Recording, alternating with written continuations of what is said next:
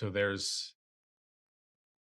is some sort of sense that we're trying to make progress, and yet it would seem to me that we're headed in the wrong direction. So, when you talk about progress, what do you think the culture means by progress, and what do you think actual progress is? I think change and progress have become synonymous. And I think we've all seen change that was anything but progress. Um, I think change, I think progress is sold to people as this will be a great change. Um, but very often on the other side of whatever the change is, people think, well, this actually isn't better, you know? Um, I've spoken a bit about cell phones lately. I don't know a parent who would say, "Oh, my relationship with my child is better because I gave him a cell phone." Whether they gave it to him a month ago, a year ago, or a decade ago, I don't know a single parent who would say, "Yep, my relationship is just indisputably better because my child has a cell phone." Um, and so I think we're confused about what progress is. I think we're confused about what change is. Progress should lead to human flourishing. The goal of society is to create an environment and opportunities for human beings to flourish. Um, we're not seeing much of that. And so we're not making much progress. We can call it whatever we want to call it, but human beings are not flourishing. They're not flourishing more today than they were 10 years ago. They might have more stuff. Um, that isn't progress. Having more stuff isn't progress. Having more money isn't progress. Not that those things are bad, but what gives them their positive or negative charge is, do they help human beings flourish? Mm. You know, if I give you more money and it causes you to become a worse human being, well, how is that good? Or if I give you more stuff and it causes you to destroy significant relationships in your life, it's obviously not progress.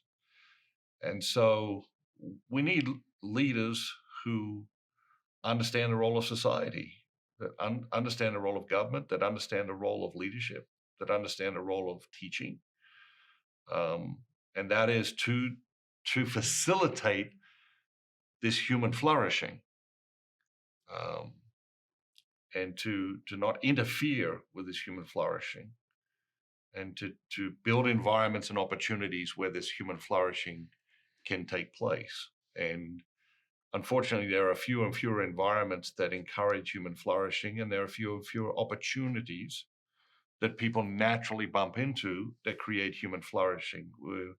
We're quickly approaching a scenario where if you want to flourish as a human being, you have to go looking for environments and opportunities, to the extent that you actually have to avoid most environments and opportunities because they will not cause you to flourish. They will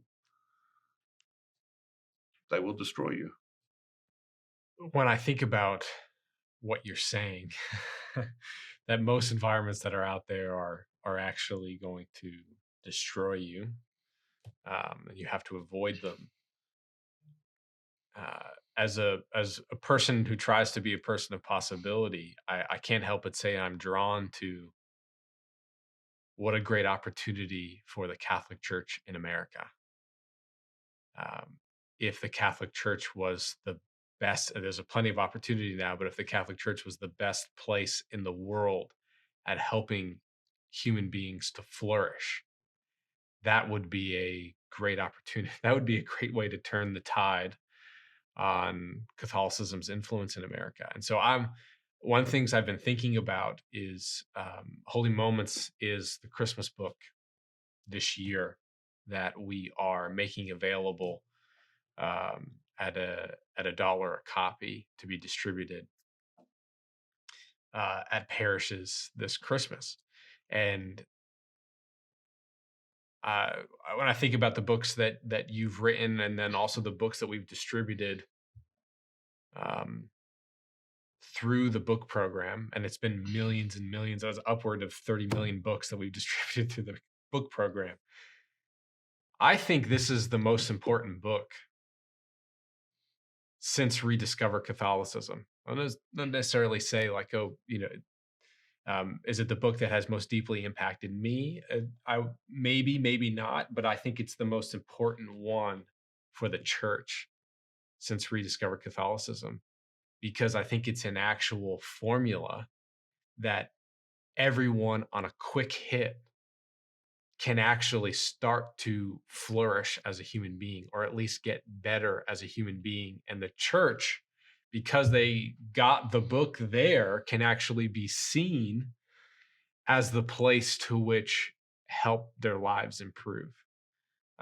So I wanted to know what you thought about that. We haven't talked about that, but I wanted to know what you thought about that, and if there is a problem that the church is facing right now that cannot be significantly improved if people just started having significantly more holy moments.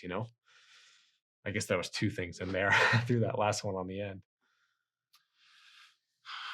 Yeah, when I wrote The Dream Manager, obviously it's a business book. But the idea that your dreams are your dreams for a reason, and you can follow them or ignore them, it seemed too simple to me. I put off writing the book for a long time. I almost didn't publish the book because I just thought, it's just too simple. But like the phenomenal success of that is really around this concept.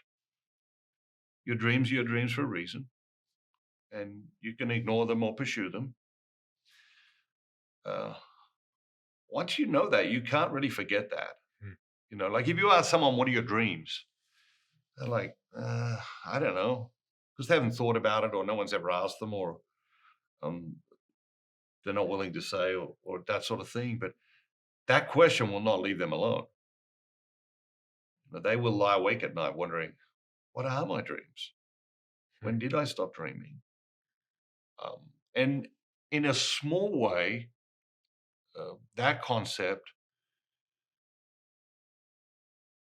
is unforgettable. You can't set it aside. It won't leave you alone. Once you're aware of it, it's in your life forever. In a much, much, much larger way, the concept of holy moments it's everywhere. It's like once you hear about it, once you know about it, you're going to see it everywhere. You're going to see situations through that lens, and you're going to be able to bring to life holy moments yourself very quickly, and many of them. And there's a great joy that comes from that. I've written a lot of books, 30 something. If you said to me, you have to pick one of your books and nobody will ever read any of your other books ever again, they will only read the one book you pick.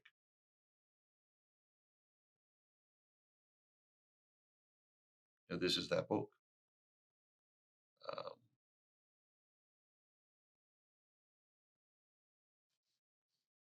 This is that book. When you think about all the challenges that are facing the culture and that are facing the church, the Catholic Church in America, is there one that you think holiness can't solve? No. No, I don't think there is. And I also think it far transcends us. It far transcends the church. It's not only what the church needs, it is what the world needs. It is what society needs. And it is sort of a 100% issue, which I talked about before. It's like, if you're against creating holy moments, there's something wrong with that. It can be everywhere. It can be in our marriage. It can be in every environment. It can be um, a way of elevating everything we do.